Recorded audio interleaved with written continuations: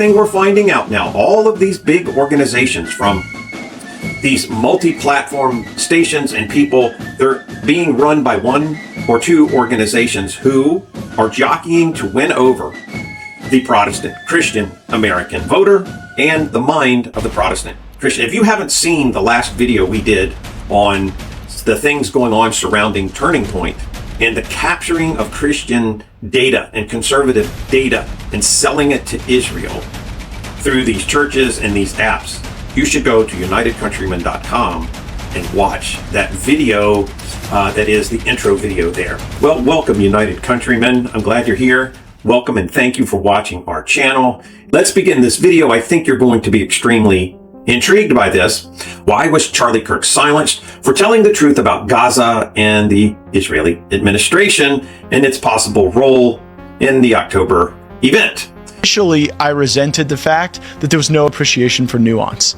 Like if you asked any questions about any decision of the Israeli government in any place regarding settlements, regarding Gaza, whatever, you were like, you had deviated from the script. And I just, in any policy area, I had resentment over that.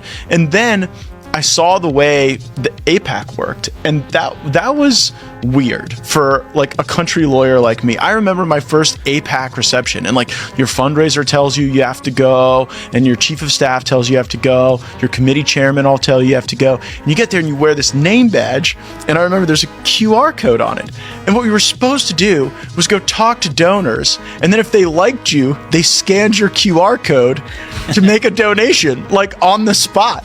And so can you just imagine how demoralizing that is to like be told that your job for the next several hours to go chat people up, hoping they would scan you like a can of tomato soup on the way out of the meeting. Wow, that is so freaking weird. And then, I was in Israel. I went multiple times, and I did not like the fact that I found someone in my room rooting around in my stuff that should not have been there at the King David Hotel when I came back to my room when no one was expecting me to be back in my room. And I just presumably Israeli law enforcement. Well, I don't know who it was. I just thought, like, this is weird. All of these things combined are odd, and then the policy outgrowth seems to be an obsession about the Middle East that has not served my generation well. He didn't threaten anyone. He asked questions. He shared facts. And yet, his words were branded by those supporting the other side as hate speech. Boy, don't we love that word now. This is not unique. It's the standard now. In today's world, hate speech doesn't mean violence. It means you said something they don't want you to say.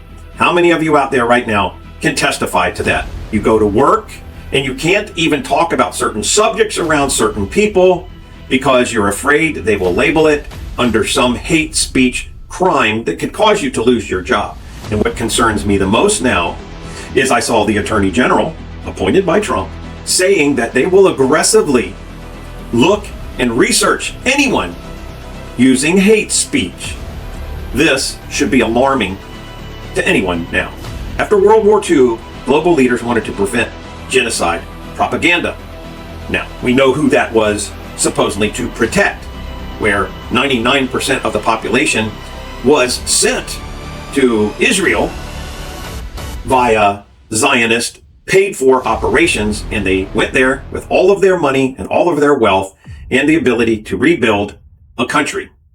Now, what wasn't labeled or used under these terms of hate speech protection was Christians, such as in Russia, where Zionists took over control by assassinating the leaders, took control, and under that regime murdered 50 million Christians. No hate speech was developed for anti-Christian talk or anti-Christian feelings. So we know who then, and we know now, who is controlling the information and controlling this method of speech control. Why? Because it comes straight out of the religious books and the tactics it says to use. By the 1980s, especially in Europe, the goal shifted.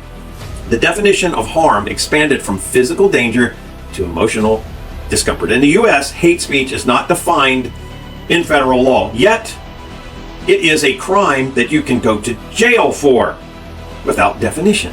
Instead, it became a social weapon now used by tech platforms and, as you know, HR departments and activist networks. And oh, don't they love to train that in schools now and colleges?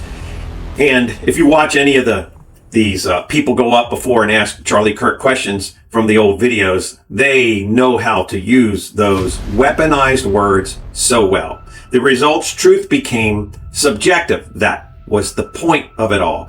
And anything that causes offense, especially along moral or biblical truth, becomes a target. That was the whole design of it, to break down the Christian societies so they couldn't judge, they couldn't notice, or they definitely couldn't speak out about anyone who may be on the other side of that moral Christian value system, that it was to lock out your voice from pointing out and saying, hey, they're doing crime against us. They're using these tactics, as you can see now, to take away and bypass the Constitution and your freedom of speech. You can't tell the truth anymore if it hurts someone's feelings or exposes some action they're taking that is harmful to the moral-based Christian society.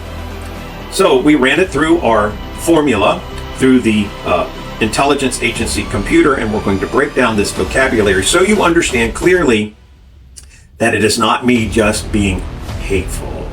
The word hate, what it usually means is intentional cruelty or abuse or something. And it's usually used as nowadays as any moral disagreement. So if you morally disagree with the other side who's labeled, so in witchcraft, I know you guys sometimes default away from that, but in witchcraft, they always use a tactic of assuming the moral high ground, which is a tactic to take away the moral high ground of the Christian, who is an heir and joint heir with Christ, and the Bible says is the head and not the tail, is God's ambassador on this earth.